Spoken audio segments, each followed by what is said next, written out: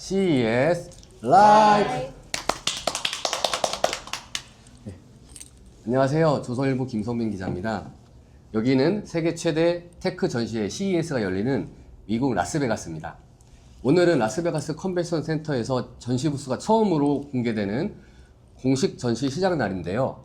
현지 시각으로 오전 10시부터 오후 6시까지 수천 개의 기업이 자사 제품과 기술력을 뽐냈습니다. 올해 CES는 160개국에서 4,100개의 기업이 참가했는데요. 사실 이 규모가 예년에 비해서는 좀 줄은 겁니다. 작년에는 4,500개였고 재작년에는 4,300개 정도였습니다. 그래서 저는 예년보다 조금 분위기가 가라앉지 않을까 이렇게 기대가 아니라 생각을 했었는데 생각이 틀렸더라고요. 진짜 사람이 많아서 지나가기도 힘들 정도였습니다. 오늘도 열심히 이제 현장 취재를 했던 기자님들을 모셨는데요. 먼저 자기소개를 저 안쪽부터 부탁드릴게요. 안녕하세요. 저는 조선일보에서 테크 업계를 맡고 있는 유지한 기자입니다. 네, 안녕하세요. 저는 조선비즈에서 전자와 IT 쪽 소식을 다루고 있는 테크부 정두용 기자라고 합니다. 반갑습니다. 네, 안녕하세요. 저는 조선일보 실리콘밸리 특파원 강다은이라고 합니다. 오늘도 취재하시느라 고생이 많으셨는데 또 유튜브까지 나오시느라 수고하셨습니다. 네. 오늘은 지난 이틀간 촬영에 참여했던 TV조선 임유진 기자님이 별도 취재 일정이 있어가지고 오늘은 좀 부득이하게 빠지게 됐습니다. 대신 내일 꼭 나온다고 했으니까요. 내일 다 우리 독자님들 기대해 주시길 바랍니다. 자, 그러면 이제 본격적으로 이야기를 해볼 생각인데 오늘 CES 전시 개막 첫날이었는데 좀 어떻게 보셨는지 궁금합니다. 강다은 기자님 먼저 어떻게 보셨어요? 앞서서 선배가 좀 말씀해 주셨지만 저는 사실 여기 아침에 입장 줄을 서다가 거의 진이 빠져버릴 만큼 많은 사람들이 모여서 정말 과거에 비해서 이제 글로벌 빅테크 기업들도 좀 많이 빠졌다고 하고 하는데도 너무 많은 사람들이 열기를 보여줘서 굉장히 이제 AI나 기술에 대한 관심도가 높구나라는 걸 느낄 수가 있었고, 또 이제 여러 호텔이나 건물들을 돌아다니다 보면은 이제 셔틀버스를 중간중간 타야 하는데, 그런 셔틀버스 탔을 때 이제 주변에서 말소리가 좀 들리거든요. 근데 외국인 분들이 현대나 LG 그리고 삼성 같은 한국 기업들을 굉장히 많이 얘기를 하시더라고요. 그래서 그런 걸 보면서 우리 한국 기업들이 굉장히 잘하고 있구나라는 그런 분위기도 느낄 수 있었습니다. 여기서 애국심을 느끼시군요. 우리 정두영 기자님 말씀해 주세요. 네, 저는 이제 CES가 이번에 첫 참가였는데요. 일단 첫 번째로 규모 면에서 굉장히 놀랐고, 그 다음에 다양한 기술과 혁신들이 이제 한 자리에 있다 보니까 조금이라도 더 많은 이제 기업과 기술을 보기 위해서 부스를 돌아다니다 보니까 지금 등이 다 땀에 젖을 정도로 이렇게 취재를 열심히 했습니다. 제가 올해 이렇게 다양한 기업과 전시를 돌아보면서 가장 크게 느꼈던 점은 이제 산업의 경계가 조금 흐려지고 있지 않나 이런 생각을 한 것인데요. 예전에는 전통적으로 이제 강조를 했던 기업 산업 분야에서 신기술을 이제 공개하는 양식으로 그동안 좀 소식이 많이 전해졌던 것 같은데, 올해는 다양한 기업들에서 전통적인 산업에, 그러니까 자신들이 지금 성과를 내고 있는 산업의 최신 기술을 소개하는 것도 물론이지만 전혀 관계가 없는 제품을 내놓는 게, 이런 경계가 좀 흐려지고 있는 게 좀 인상적이었습니다. 네. 유지한 기자님은 어떻게 보셨어요? CES가 어쨌든 이 기술의 트렌드를 볼 수 있는 곳이잖아요. 그래서 저도 사실 기대하고 왔는데 저보다 더 많은 사람들이 이제 더 큰 기대에 찬 것 같더라고요. 보니까 다들 이제 저만큼이나 많이 걸어 다니면서 관람객들이 사진도 많이 찍으시고 영상도 많이 찍으시고 직접 체험하는 분들을 많이 봤습니다. 네. 어제 안 그래도 제가 CES 오면 저희 취재할 때 3만 보 걷게 된다고 그러는데 혹시 몇만 보 걸으셨어요? 체크하고 있습니다. 네네. 죄송합니다. 네, 저는 오늘 CES 취재를 하면서 중국 기업들이 수준이 좀 많이 올라왔다. 그러니까 예전에는 중국이 되게 아이디어 상품을 많이 내놨거든요. 그러니까 제가 사실은 이제 CES가 이번에 6번째인데 예전에 자세히 보면은 중국 업체들, 특히 TV 업체들이 내놓는 것들을 보면 한국의 이제 삼성전자나 LG전자의 디자인을 그대로 베껴가지고 완전히 짝퉁 비슷하게 만들어서 내놓은 경우가 되게 많았는데, 이번에는 좀 자체적으로 좀 디자인한 것도 있고, 안 그렇게 다이슨 거를 완전히 똑같이 비슷하게 해가지고 한 드라이기 같은 것도 내놓긴 했지만, 그래도 뭔가 이제 자기들만의 색을 좀 내기 시작했다 이런 생각이 좀 들었고, 특히 또 이제 TV는 예전에는 가까이서 보면은 픽셀이 막 한두 개 깨져 있었거든요, 중국 TV 거들은. 근데 이번에는 정말 상태가 좋더라고요. 그래서 화질도 되게 좋고 그래서 정말 기술적으로 많이 올라온 것 같다. 특히나 하드웨어 면 쪽에서는 한국과 비슷하거나 오히려 더 싼 가격에 더 잘 만들 수 있을 것 같다라는 생각이 들었는데, 오늘 중국 기업들 많이 돌아보셨을 텐데 유지한 기자님 오늘 좀 어떻게 보셨어요, 중국 기업들을? 저는 이제 선배가 앞서 말씀하신 가전도 둘러봤는데 전 로봇을 좀 중점적으로 둘러봤습니다. 근데 확실히 제가 2년 전에 왔을 때와는 조금 다른 느낌이었거든요. 2년 전에 제 기억으로는 이제 중국 업체들이 잔디깎기 로봇이나 이런 좀 어떻게 보면은 좀 쉬워 보이는 로봇들을 많이 전시했다면, 이번에는 그 휴머노이드라고 하죠. 사람형 로봇, 그런 로봇들이 좀 많이 보였습니다. 그래서 이제 휴머노이드가 어려운 이유가 사실 이게 두 발로 걷기 때문에 균형을 잡는 게 참 어렵거든요. 근데 이거를 어쨌든 중국 업체들이 그 쓰러지지 않게 잘 개발해서 공개 전시까지 했다는 거에서 좀 의미가 있었던 것 같습니다. 네.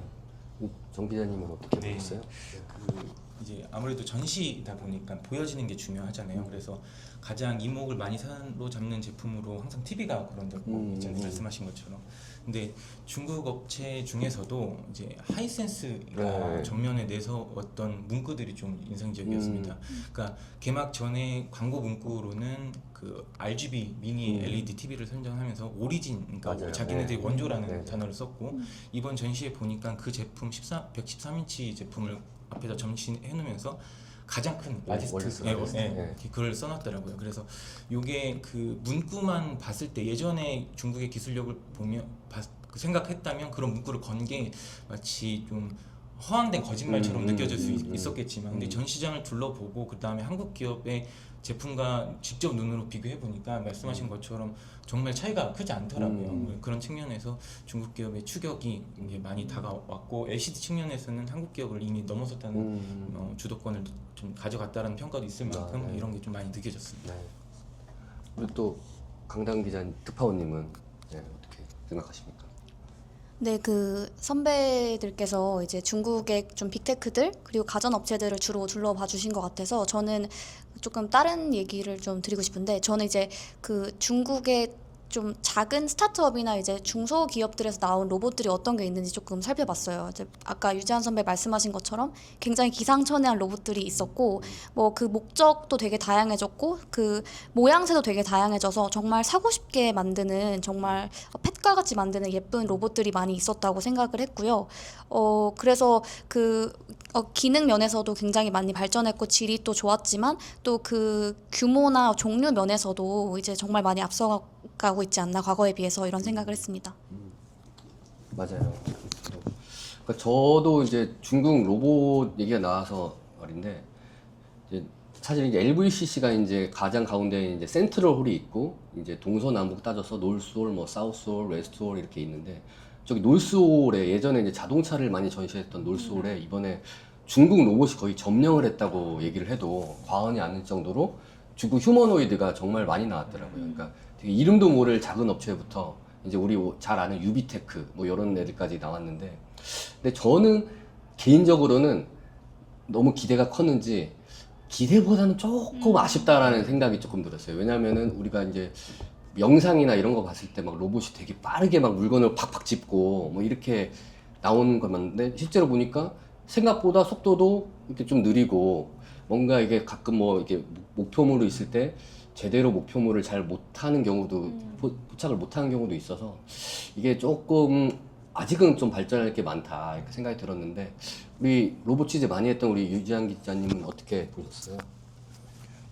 저도 이제 같은 의견인데요. 이제 물론 중국이 지금 엄청난 성장을 보여줬고 그게 우리가 이번에 CES에서 봤던 것 같은데, 제가 한 장면을 소개해드리자면 이제 유비테크 아까 말씀하신 로봇이 그 전시장 한가운데서 이제 그 격투기 대회를 했습니다. 로봇 두 대가. 근데 한 대가 이제 허공에다가 좀 이렇게 상대를 때리지 못하고 허공에 때리더라고요. 근데 그런 것처럼 이게 좀 아직까지는 좀 느리고 정확도가 떨어진다. 결국 우리가 로봇을 사용하는 목적은 산업이나 가정에 사용하기 위함인데 거기까지는 아직까지는 시간이 좀 걸릴 것 같다, 이런 생각이 듭니다.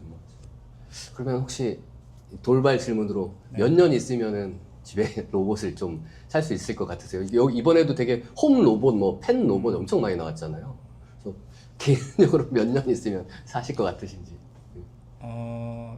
아직까지는 제가 느낀 부분은 사람이 오히려 로봇을 도와야 된다. 로봇이 너무 이렇게 아직은. 느리고, 그러니까 뭐 무슨 행동을 하더라도 조금 정확도가 떨어지니까. 저도 제 전문가가 아니기 때문에 몇 년이라고 확답을 드리지 못해요. 그래도 10년은 뭐 걸리. 10년. 5년에 10년은 걸리지 않을까 싶습니다. 우리 정두영 기자님은 어떻게 네. 중국 로봇에 대해 어떻게 보세요? 중국 로봇을 이제 많이 돌아보면서 말씀하신 것처럼 아쉬운 부분도 있었지만 규모나 그 성능이 떨어지더라도 일단 규모의 경제 면에서는 그 중국이 좀 압도하는 측면이 있기 때문에 그런 측면에서 산업 발전이 굉장히 빠르게 진행되고 있다 이렇게 느껴지고요. 그리고 상용화 말씀 아까 하신 거 생각이 나서 오늘 오전에 그 엔비디아 젠슨왕 네. CEO의 그 Q&A 기자간담회가 있었죠. 있었는데 네. 그 중에서 저 기억에 남았던 대목이 그 질문 중에 말씀하신 것처럼 사람 수준의 그 성능을 로봇이 언제 구현할 수 있겠느냐. 질문이 나왔어요? 거기에 네. 대한 엔비디아 CEO의 답변은 내년이면 된다 였습니다. 어. 그래서 아주 깜짝 놀랐었는데 당연히 연관되는 질문으로 그러면 일자리가 감소하는 것 아니냐라는 네. 질문도 꼬리 질문이 나왔었는데 엔비디아 CEO가 보기에는 지금 전반적으로 노동력이 감소되고 있는 상황에서 네. 로봇이 투입된다면 더 많은 일자리가 창출돼서 그런 우려는 없을 것이다 이런 답변이 네. 인상적이었습니다. 안 그래도 저희도 여기 CS 오기 전에 저희 팀이 이제 AI에 따른 일자리 감소, 뭐 증가 감소에 대해 기사를 썼는데 그 젠슨왕은 대표적으로 이제 증가한다는, 왜냐하면 저 개인적으로는 이제 로봇에도 이제 엔비디아 뭐 플랫폼이나 이런 게 칩이나 이렇게 들어가기 때문에 로봇이 늘어야지 이제 젠슨왕이 돈을 벌기 때문에 그렇게 얘기한 거 아닌가. 저 개인적으로는 산업 로봇은 내년부터 정말 될 수 있다. 산업용 지금도 뭐 자동화 많이 되잖아요. 근데 AI 경합해서 산업용 로봇은 내년부터 바로 될 수 있지만 홈 로봇은 진짜 유재한 기자처럼 한 5에서 10년은 더 걸리지 않을까 이렇게 생각을 합니다. 또 이제 강다운 특파원은 가장 실리콘밸리 최전선에서 죄송합니다. 실리콘밸리 최전선에서 이제 그 취재를 하는데 거기 로봇 업체 되게 많잖아요. 어떻게 보세요? 그 말씀하신 거에 정말 공감을 하고 저도 아까 방금 전에 이제 중국의 로봇이 굉장히 그 종류면이나 그 규모면에서 굉장히 커진 것 같다. 되게 다양한 로봇이 많았던 것 같다라고 말씀드렸는데 한 가지 좀 소개를 해드리자면 거기 그 장기랑 그 바둑이랑 체스를 두는 로봇이 있더라고요. 그래서 이제 다 말이 다르게 생겼기 때문에 팁을 다르게 바꿔가면서 이제 그 세 가지 게임을 다 할 수 있는 그런 중국 업체 로봇이었는데 되게 재밌다고 생각하면서 가서 해보려고 하니까 이제 게임이 안 되더라고요. 너무 느려서. 맞아요. 네. 그리고 저도 그거 가서 해봤는데 제가 이제 폰을 2칸 갔더니 그 로봇이 제 폰을 가져가지고 지 진영에 놓더라고요. 그러니까 이게 아직 제대로 맞아요. 인식을 네. 못 하더라고요. 아직. 뭔가 겉보기에는 되게 많아지고 또 규모의 경제도 커지고 또 그런 건 사실이긴 하지만 아직 그 말씀하신 것처럼 사람과 정말 소통하는 게 주된 그런 로봇에서는 조금 더 발전이 필요하지 않을까 이렇게 생각했습니다. 네, 맞습니다. 네, 자 오늘 뭐 재미난 얘기를 좀 하고 있는데 이번에는 좀 기술 트렌드에 대해서 한번 얘기를 해보려고 해요. 저희도 계속 이제 말씀드린 게 AI가 전 산업을 바꾸고 있다 이렇게 얘기를 드렸는데 특히나 이제 아름다움, 뭐 미를 다루는 이제 뷰티 분야 이 부분도 되게 많이 바뀌고 있다고 그래요. 그래서 저희가 사실 저는 그 부분에 별로 관심이 없어서 저희가 이제 강당 기자를 취재를 좀 해라 그 부분을 이렇게 주문을 내렸는데 오늘 좀 어떻게 보셨어요? 네, 저는 되게 인상 깊었던 게 그 뷰티테크 부분을 보면서 되게 인상 깊었어요. 사실 저는 여자니까 이제 항상 불만이었던 것 중에 하나가 이제 테크가 항상 이제 엔지니어들 그리고 남성 중심적인 좀 그 산업이다 보니까 그 여성이 조금 더 관심이 있는 그런 산업이 조금 소외되는 경향이 있는 것 같아요. 그래서 뷰티테크가 상대적으로 뭐 산업용 테크라든지 아니면 다른 분야에 비해 조금 발전이 늦었다고 개인적으로 생각하고 있는데 이번 CS 2026 이번 행사에서는 굉장히 많은 뷰티테크 관련 제품들을 볼 수 있었습니다. 그래서 뭔가 제 생각에는 뷰티에 대한 관심이 전반적으로 헬스케어에 대한 관심 때문에 높아진 것도 있고 또 동시에 이제 이미지나 이런 그 기술 AI 이미지 기술 같은 게 좀 발전을 해야만 우리의 피부나 어떤 보여지는 뷰티적인 차원을 조금 더 구현할 수 있는데 이제 지난해부터 이미지나 이제 영상 관련 기술이 좀 비약적으로 발전을 하면서 이 분야에 많이 적용이 된 게 아닌가 이렇게 생각이 들었습니다. 그럼 오늘 보신 그 여러 뷰티 AI 제품 중에 어떤 걸 좀 보셨어요? 뭐 예를 좀 구체적으로 들어주시면 어떤 게 있을까요? 뭐 별의별 게 다 있었는데 뭐 가령 그 AI 내 피부를 좀 찍어서 AI로 이제 나에게는 어떤 화장법이 어울리는지 내 피부 상태가 지금 어떤지 나에게 맞는 맞춤형 화장품은 어떤 건지 뭐 이런 거를 좀 진단해주는 AI 진단 서비스 같은 게 있었고요. 또 헤어 드라이기에 그 카메라가 달려 있어서 이제 머리를 말리면 좀 머리카락이 가려질 거라고 생각하지만 두피를 촬영을 해서 이제 나의 두피 상태를 확인해서 이제 온도를 조정해주는 그런 헤어 드라이기도 봤고 또 이제 뭐 로레알 같은 경우에는 사람 좀 소재를 좀 개혁을 했는데 사람의 스킨, 사람의 피부 같은 형태의 그런 이제 소재를 가지고 이제 마스크를 만들어내고 뭐 이런 것도 있었습니다. 그 중에서 가장 마음에 들었던 거 혹시 뭐 판다면은 아니 그 세 개 다 아직 시장에서 안 팔죠? 파는 것도 있습니다. 파는 것도 네, 있어요? 네. 어떤 게 시장에서 팔아요? 뭐 헤어 드라이기도 지금 상용화가 됐다고 하고요. 네. 뭐 상용화가 많이 됐거나 아니면 올해 상반기 앞두고 있는 제품들이 많았습니다. 어떤 게 제일 마음에 들어서 사고 싶었던 게 혹시 있으세요? 제가 한번 체험해봤던 것 중에 그 AI 진단 서비스를 하나 해보고 싶다는 생각이 들었는데 이게 뭐 얼핏 좀 거울 같이 생겼어요. 거울 또는 이제 뭐 체온을 재는 그런 카메라 같이 생겼는데 이제 제 사진을 찍으면 챗 GPT 같은 이제 챗봇과의 채팅을 할 수 있는 그런 창이 나오고 거기에 아무거나 질문을 해도 돼요. 그래서 오늘 나의 피부 상태는 뭐 오늘 나는 어떤 화장이 어울릴까? 뭐 내 입술은 코랄색을 바를까? 핑크색을 바를까? 뭐 이런 걸 다 물어볼 수 있고 또 실제로 화장품을 내 사진에다 입혀볼 수 있는데 제가 요새 한국에서 진단 받으려면 한 10만 원 정도 한다는 퍼스널 컬러 진단을 네, 제가 그 AI한테 요청을 했더니 30초 만에 제가 10만 원 내고 받은 것보다 자세하게 알려주더라고요. 아, 그래요? 그리고 꽤나 정확하게. 네, 그래서 그냥 퍼스널 컬러 받는 김에 좀 이걸 사면 좋겠다 이런 생각이 들었습니다. 그렇군요. 재밌는 기술 분야인 것 같습니다. 정말. 제가 이 뷰티테크에 대해서는 두 분께는 질문 안 드릴게요. 네. 자, 그 대신 오늘 그 정의선 현대차 회장이 CES에 왔는데, 그러니까 이게 이번에 그 대통령의 이제 방중 일정 때문에 대부분 총수들이 다 따라갔잖아요, 중국에. 그래서 좀 이제 CES에 오기 힘들었는데 이게 정의선 회장은 이제 바로 전용기를 타고 여기로 날라왔다 그러더라고요. 근데 그 이유가 이제 어제 그러니까 한국에서 오늘 아침 신문에 나간 그 아틀라스랑 휴머노이드 엄청 이제 화제를 모았죠. 그것 때문에 뭐 겸사겸사 온 것 같은데 뭐 와서 뭘 했나요? 이장 이제 와서 뭐 누구 만났답니까? 말씀하신 일정이 빠듯했는데요. 근데 이제 그 말씀하신 아틀라스 시연을 보시기도 했고 그리고 이제 작년 에이펙 때 젠슨왕이랑 이제 정의선 회장 그리고 이재용 회장 치맥 네, 깐부 회동이 화제가 됐잖아요. 이번에도 이제 정 회장이 엔비디아 젠슨왕 CEO를 만났습니다. 그리고 엔비디아 젠슨왕 외에도 퀄컴도 방문을 하고 한국 기업으로는 LG, 삼성, 두산을 들렀습니다. 이제 같이 테크 기업들이 협력하는 거를 좀 강화하기 위해서 바쁜 일정에도 이제 CES를 직접 찾은 것 같습니다. 네. 여기에서 뭐 둘러본 그런 경험이 좀 나중에 현대차의 사업 기회에 더 도움이 됐으면 좋겠네요. 네. 그럼 오늘은 이렇게 이상으로 이제 유튜브를 마치겠습니다. 내일은 전시 둘째 날인데 저희가 이제 내일은 스타트업들이 몰려있는 저 베네시안이라는 홀에 가서 열심히 취재를 해서 다시 한번 또 유튜브로 독자님들 찾아뵙겠습니다. 네, 감사합니다.